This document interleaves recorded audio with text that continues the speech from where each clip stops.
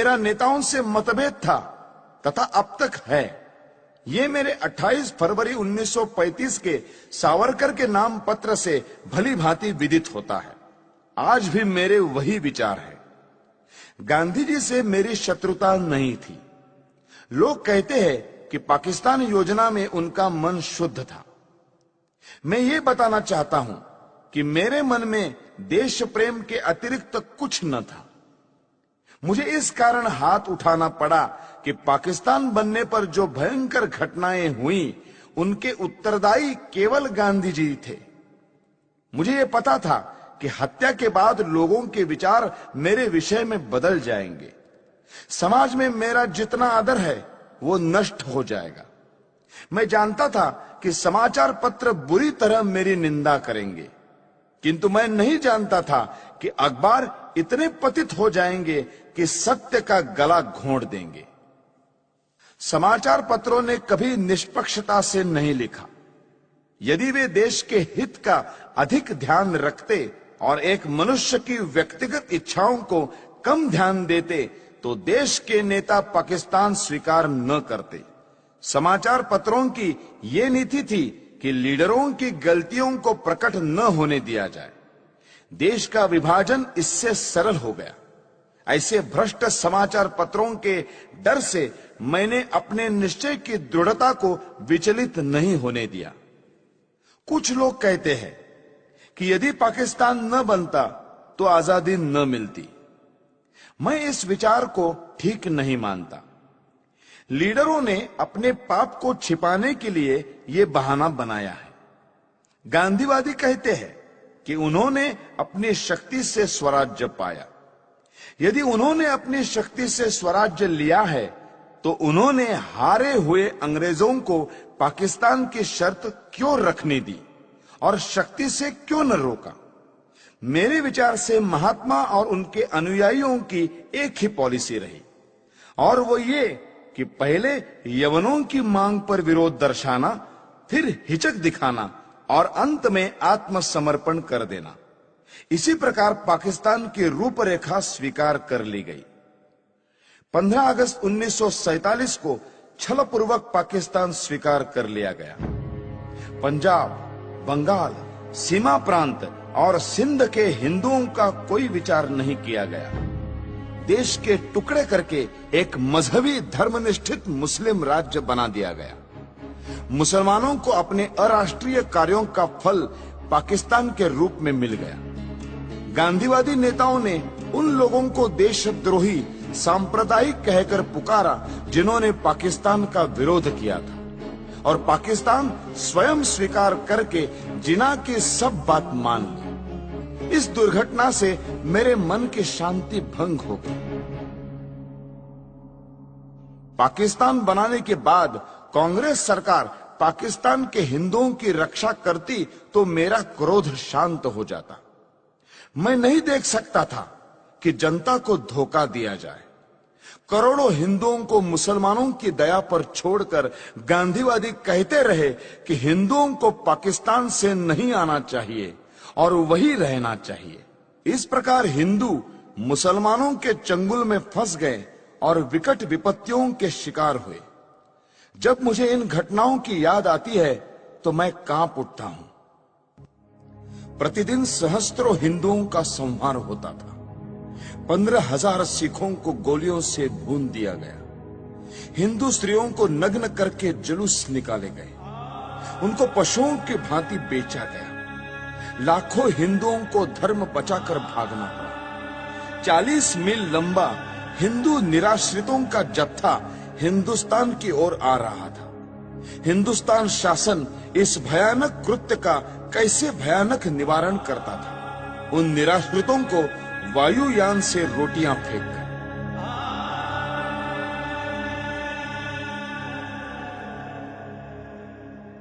भारत सरकार पाकिस्तान से अत्याचार रोकने के लिए अनुरोध करती या धमकी देती कि यदि पाकिस्तान में अत्याचार बंद नहीं हुआ तो भारत में भी मुसलमानों की बुरी दशा होगी, तो इतने अत्याचार न होते। भारत सरकार गांधी जी के इशारों पर चलती थी और उसकी नीति कुछ और ही थी। यदि पाकिस्तान के हिंदुओं की रक्षा के लिए समाचार पत्र कुछ लिख देते थे तो यह अर्थ लिया जाता था कि वे हिंदू मुसलमान में मतभेद फैलाने का प्रयत्न कर रहे हैं। ऐसे कार्यों को अपराध माना जाने लगा और प्रेस इमरजेंसी एक्ट की धाराएं लागू करके एक के बाद एक दूसरी जमानत मांगी जाने लगी। मुझे भी अनेक नोटिस मिले और 16,000 रुपए की सुरक्षित निधि तक मांगी गई। श्री मोरारजी देसाई के न्यायालय बयान के अनुसार ऐसी 900 घटनाएं हुई। इतना ही नहीं, जब प्रेस प्रतिनिधि मंडल मोरारजी से मिलने गया तो उन्होंने उनकी एक न सुनी। इस प्रकार मुझे आशा न रही कि गांधीवादी कांग्रेस सरकार पर शांतिमय ढंग से दबाव डाला जा सकता है। जब इस प्रकार की घटनाएं हो रही थी तब पाकिस्तान या मुसलमानों के विरुद्ध गांधी जी ने एक भी शब्द नहीं कहा। हिंदू जाति और संस्कृति को मिटाने के लिए मुसलमानों ने जो अत्याचार किए उनका मूल कारण गांधी है। यदि भारत की राजनीति को भली भांति संभाला जाता तो ऐसा हिंदू संहार कभी न होता जैसा अब हुआ, और जिसका उदाहरण इतिहास में कहीं नहीं मिलता। सबसे महत्वपूर्ण बात यह है कि मुसलमानों से संबंध रखने वाली समस्याओं में गांधी जी ने कभी जनता के विचारों की ओर ध्यान नहीं दिया।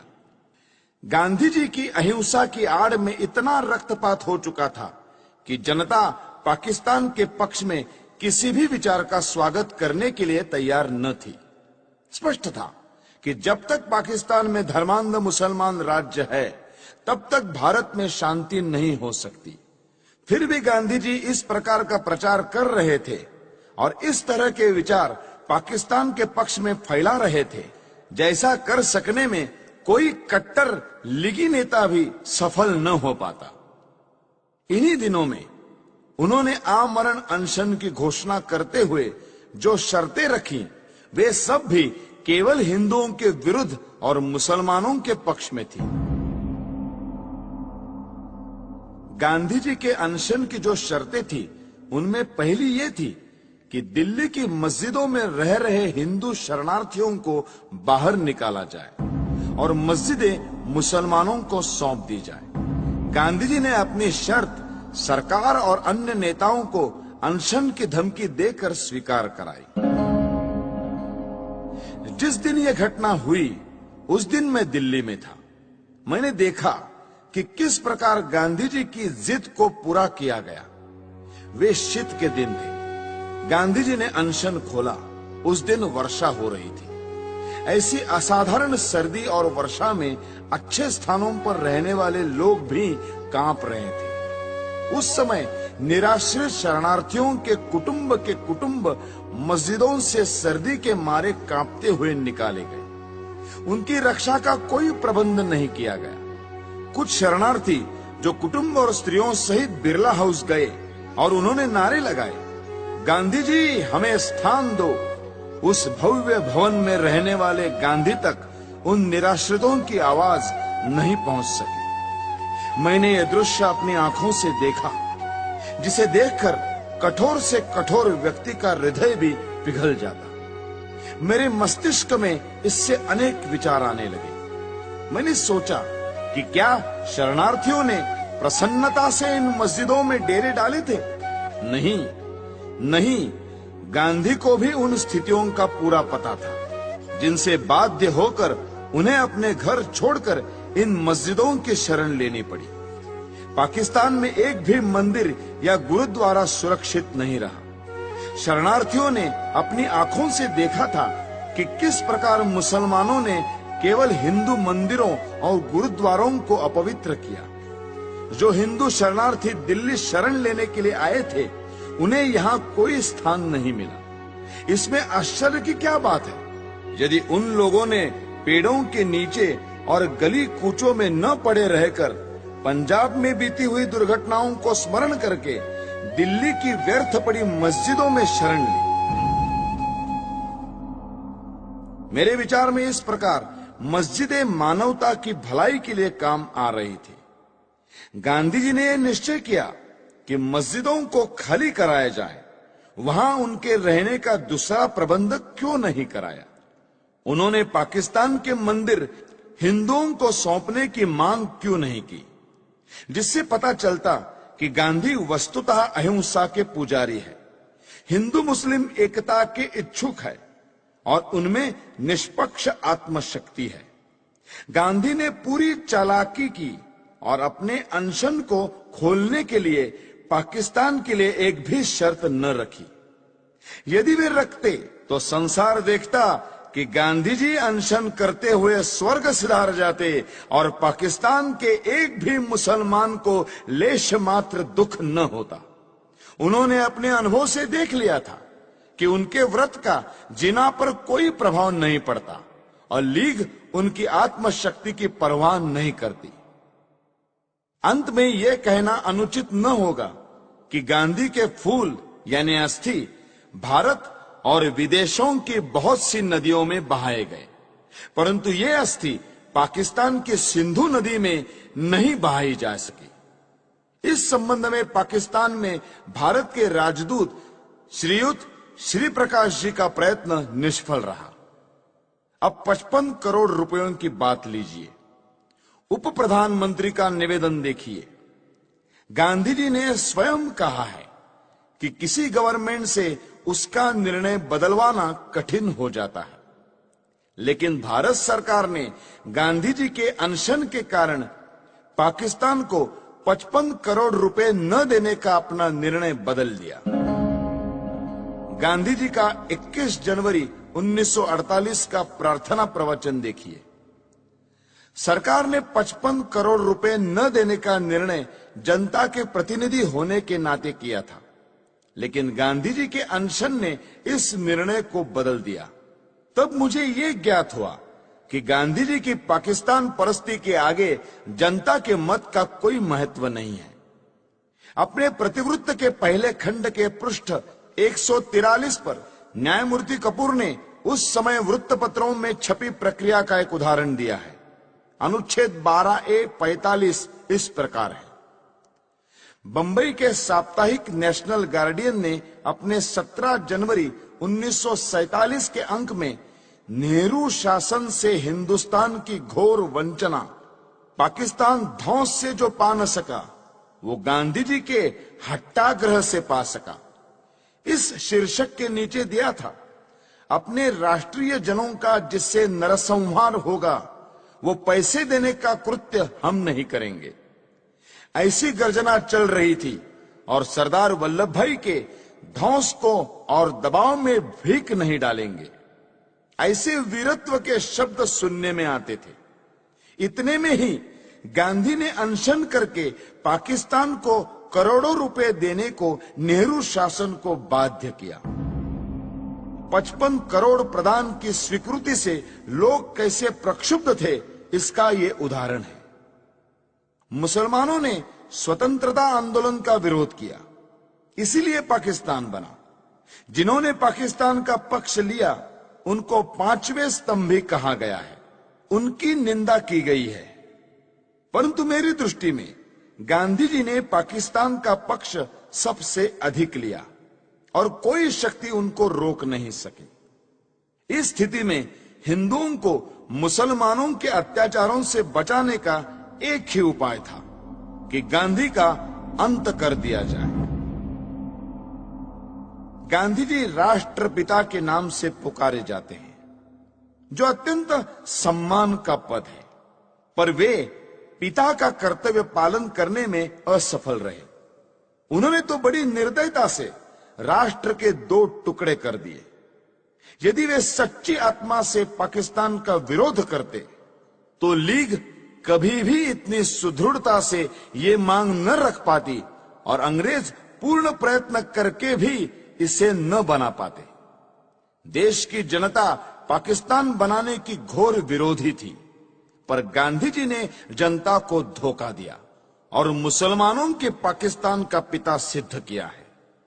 इसलिए मैंने भारत माता का एक पुत्र होने के नाते अपना कर्तव्य समझा कि ऐसे व्यक्ति का अंत कर दिया जाए, जिसको कहा तो जा रहा है राष्ट्रपिता, किंतु जिसने मातृभूमि का विभाजन करने में सर्वाधिक हाथ बटाया है। हैदराबाद की समस्या का भी यही इतिहास है। निजाम के मंत्रियों एवं रजाकारों ने जो अत्याचार हिंदुओं पर किए, उनका वर्णन करने की आवश्यकता नहीं है। वहां के प्रधानमंत्री लायक अली जनवरी 1948 के अंतिम सप्ताह में गांधी जी से मिले थे। शीघ्र ही पता लग गया कि गांधी जी का व्यवहार इस विषय में भी विचित्र है। जिस प्रकार उन्होंने सुहरावर्दी को अपनाया था, उसी प्रकार कासिम रिजवी को भी दत्तक पुत्र समझकर व्यवहार करेंगे, ये बिल्कुल स्पष्ट था। जब तक गांधी जी जीवित थे, तब तक सरकार हैदराबाद के विरुद्ध कुछ न कर सकी, यद्यपि वो पूर्ण अधिकार और शक्ति संपन्न थी। यदि गांधी जी के जीवन में ही भारत सरकार हैदराबाद में सेना या पुलिस की कोई कार्रवाई करने का निश्चय करती, तो गांधी जी हिंदू मुस्लिम एकता के नाम पर सरकार को अपने निश्चय बदलने पर बाध्य कर देते। जिस प्रकार 55 करोड़ रुपया पाकिस्तान को न देने का निर्णय वापस लेना पड़ा था।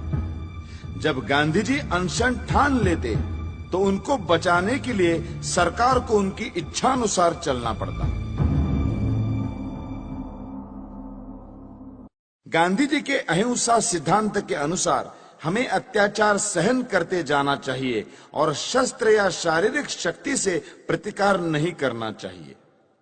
गांधी जी की अहिंसा उस सिंह की अहिंसा है जो उस समय अहिंसा का पुजारी हो जाता है जब वो सहस्त्रों गायों को खा पीकर थक जाता है। कानपुर में गणेश शंकर विद्यार्थी को मुसलमानों ने निर्दयता से मार दिया था। गांधी जी उनका उदाहरण देकर कहते थे कि इस प्रकार अहिंसा पर चलकर अपना बलिदान कर देना चाहिए। मेरा विश्वास है ये अहिंसा यानी नपुंसकत्व देश को नष्ट कर देगी और पाकिस्तान भारत पर आधिपत्य जमा लेगा।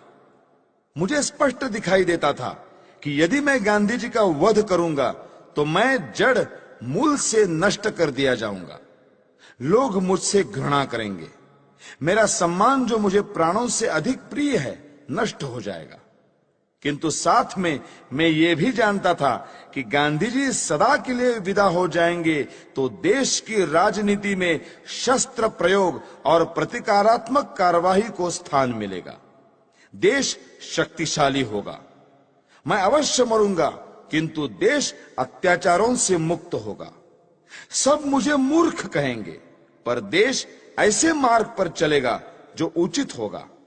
यही सोचकर मैंने गांधी जी का अंत करने की ठानी। मैंने अपना निर्णय किसी को नहीं बताया। 30 जनवरी 1948 के दिन मैंने गांधी जी का वध किया। मेरे पास कहने को और कुछ नहीं है। यदि देशभक्ति पाप है तो मैं पाप मानता हूं। मैंने पाप किया है। यदि प्रशंसनीय है तो मैं अपने आप को उस प्रशंसा का अधिकारी समझता हूं। मुझे विश्वास है यदि मनुष्यों द्वारा स्थापित न्यायालय से ऊपर कोई और न्यायालय होगा तो उसमें मेरे कार्य को अपराध नहीं समझा जाएगा। मैंने देश और जाति की भलाई के लिए यह काम किया है। मैंने उस व्यक्ति पर गोली चलाई जिसकी नीति से हिंदुओं पर घोर संकट आए और हिंदू नष्ट हुए। वास्तव में मेरे जीवन का उसी समय अंत हो गया था जब गांधी जी पर गोली चलाई थी। उसके पश्चात मैं अनासक्त जीवन बिता रहा हूं।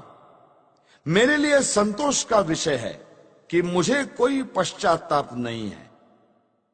हैदराबाद की समस्या में अकारण देर हो रही थी। सरकार ने गांधी जी के मृत्यु के बाद शस्त्र शक्ति से इस समस्या को ठीक रूप से सुलझा दिया है। भारत की आधुनिक राजनीति और सरकार अभी तक तो ठीक प्रकार से चलती हुई जान पड़ रही है। गृह मंत्री ने कहा है कि देश के पास प्रचुर युद्ध सामग्री होनी चाहिए। ऐसा विचार प्रकट करते हुए उन्होंने ये नहीं कहा कि वे गांधी जी के सिद्धांतों पर चलकर ये सब कुछ करेंगे।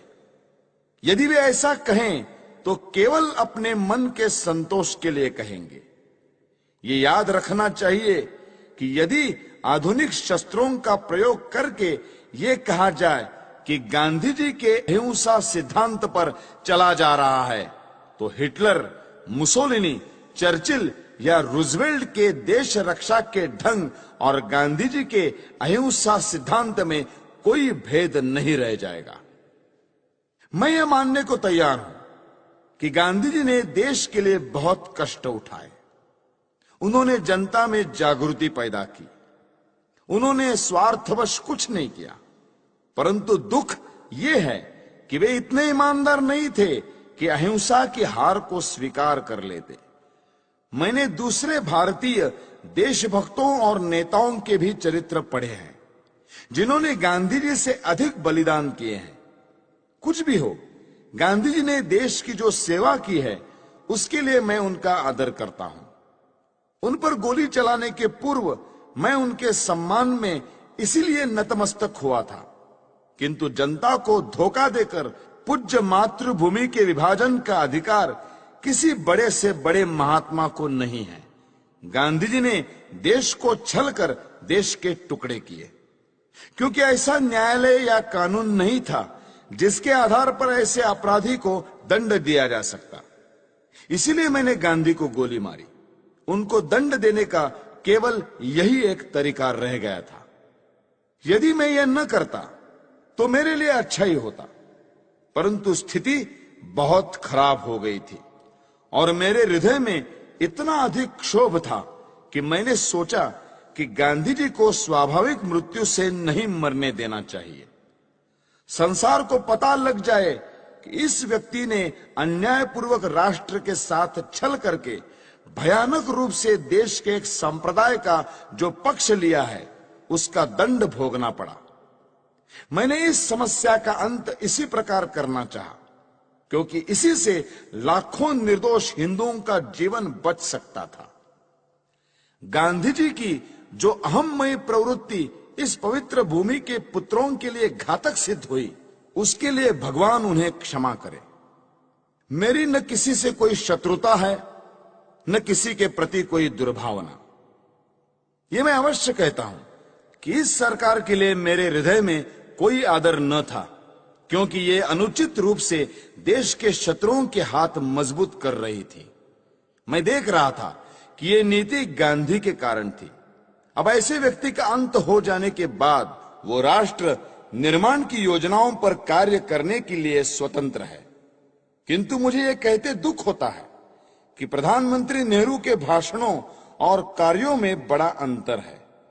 वे धर्मनिरपेक्षता के आधार पर राष्ट्र निर्माण की बातें करते हैं, जबकि उन्होंने स्वयं पाकिस्तान को धार्मिक आधार पर स्वीकार किया है।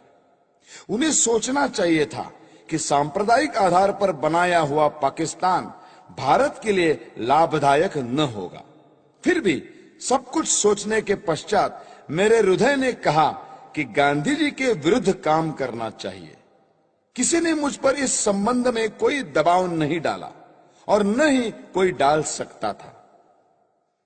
आप मेरी इस भावना को जिस प्रकार देखना चाहे देखें, और इस भावना के परिणाम स्वरूप मेरे किए हुए इस कार्य को देखकर जो दंड उचित समझे दें। इस विषय में कुछ कहने की मेरी इच्छा नहीं है। मैं किसी प्रकार की दया नहीं चाहता। मैं ये भी नहीं चाहता कि मेरी ओर से कोई दया की याचना करे।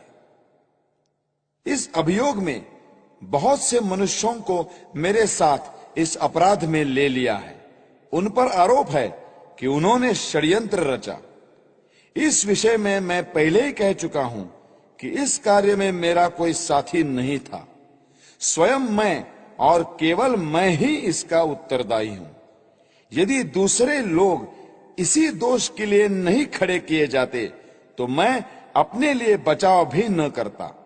न्यायालय को मालूम है कि 30 जनवरी 1948 के कृत्य से संबंधित साक्षीदारों की परिपरीक्षा यानी क्रॉस एग्जामिनेशन न ली जाए, ऐसी मेरी इच्छा थी और मेरे विधिज्ञों को भी मेरा वैसा आग्रह रहा था। इससे मैं अपने लिए बचाव नहीं कर रहा, यह स्पष्ट होगा। मैं इस बात को पहले ही बता चुका हूं कि 20 जनवरी को मैं शांतिमय प्रदर्शन के पक्ष में न था। अपने सिद्धांतों का प्रचार करने के लिए यह उपाय मुझे व्यर्थ प्रतीत होता था। फिर भी मैंने प्रार्थना सभा में होने वाले उस प्रदर्शन में सम्मिलित होना स्वीकार कर लिया। यद्यपि इसमें सम्मिलित होने की मेरी आंतरिक इच्छा न थी। दैव योग से मैं उसमें सम्मिलित न हो सका और किसी कारण से जब यह प्रयत्न सफल भी नहीं हुआ तब मुझे बड़ी निराशा हुई। आपटे और अन्य लोगों ने पूना, बंबई, ग्वालियर में स्वयं सेवकों के लिए जो परिश्रम किया था उसका कुछ भी फल नहीं निकला। तब गांधी जी के वध के अतिरिक्त मेरे लिए दूसरा मार्ग नहीं रह गया था। इन्हीं विचारों में खोया हुआ जब मैं दिल्ली के शरणार्थी कैंप में घूम रहा था तो मुझे एक फोटोग्राफर मिला जिसकी कमर में कैमरा लटक रहा था। उसने मुझे फोटो उतरवाने के लिए कहा। वो शरणार्थी ही प्रतीत होता था। मैंने फोटो खिंचवा लिया। जिस समय मैं स्टेशन पर आया मैंने आपटे को 2 पत्र लिखे जिसमें अपनी मानसिक दशा का वर्णन किया और अपने फोटो भी भेज दिए। नानाराव आपटे से प्रेस और पत्र के क्षेत्र में मुझसे घनिष्ठ संबंध थे। उन्हें मैंने एक पत्र व्यक्तिगत पते पर भेजा और दूसरा हिंदू राष्ट्र कार्यालय के पते पर। अंत में मैं ये कहना चाहता हूं कि जो वक्तव्य मैंने दिया है वो सत्य और शुद्ध है। प्रत्येक बात संदर्भ ग्रंथों को देखकर तैयार की गई है। मैंने सरकारी समाचार पत्र, इंडियन ईयर बुक, कांग्रेस का इतिहास, गांधी जी की आत्मकथा, समय समय पर प्रकाशित कांग्रेस के बुलेटिन, यंग इंडिया और हरिजन की फाइलें और गांधी जी की प्रार्थना सभा के भाषणों से ये वक्तव्य तैयार करने में सहायता ली है। मैंने ये लंबा वक्तव्य इसलिए नहीं दिया है कि लोग मेरे कार्य को सराहें, बल्कि इसलिए दिया है कि लोग मेरे विचारों को भली भांति जान जाए और किसी के मस्तिष्क में मेरे विषय में कोई भ्रांत धारणा न रहे। भगवान करे हमारा देश फिर अखंड हो और जनता उन विचारों का त्याग करे जो अत्याचारी के आगे झुकने की प्रेरणा देते हैं। भगवान से यही मेरी अंतिम प्रार्थना है। मेरा वक्तव्य अब समाप्त हो चुका है। आपने इसे ध्यान से सुना और सुविधाएं दी, उसके लिए मैं कृतज्ञ हूं। जिन्होंने इस बड़े अभियोग में मुझे कानूनी सहायता दी और जो पुलिस ऑफिसर इस अभियोग से संबंधित हैं, उनके प्रति मेरे हृदय में कोई दुर्भावना नहीं है। मैं उनके सद्व्यवहार के लिए उनका भी कृतज्ञ हूं। जेल के ऑफिसरों को भी धन्यवाद। उन्होंने मेरे साथ बहुत अच्छा व्यवहार किया है। यह सत्य है कि मैंने 300-400 लोगों के बीच दिन के समय गांधी पर गोलियां चलाई। मैंने भागने का कोई प्रयत्न नहीं किया। वास्तव में भागने का विचार मेरे मस्तिष्क में आया ही नहीं। मैंने अपने ऊपर गोली चलाने का प्रयत्न भी नहीं किया। आत्मघात करने का मेरा कभी विचार न था, क्योंकि मैं अपने विचारों को खुले न्यायालय में प्रकट करना चाहता था। आलोचनाओं के बावजूद भी मैंने जो कृत्य किया उसके नैतिक पक्ष पर मेरी आत्मा कभी विचलित नहीं हुई। मुझे किंचित भी संदेह नहीं कि भविष्य में सच्चाई और ईमानदारी से इतिहास के इस अध्याय को इतिहासकार लिखेंगे तो वे मेरे कार्यों और उसके परिणाम का सही मूल्यांकन करेंगे। अखंड भारत अमर रहे। वंदे मातरम।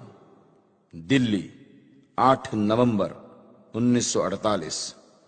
नथुराम विनायक गोडसे। अभियुक्त क्रमांक 1।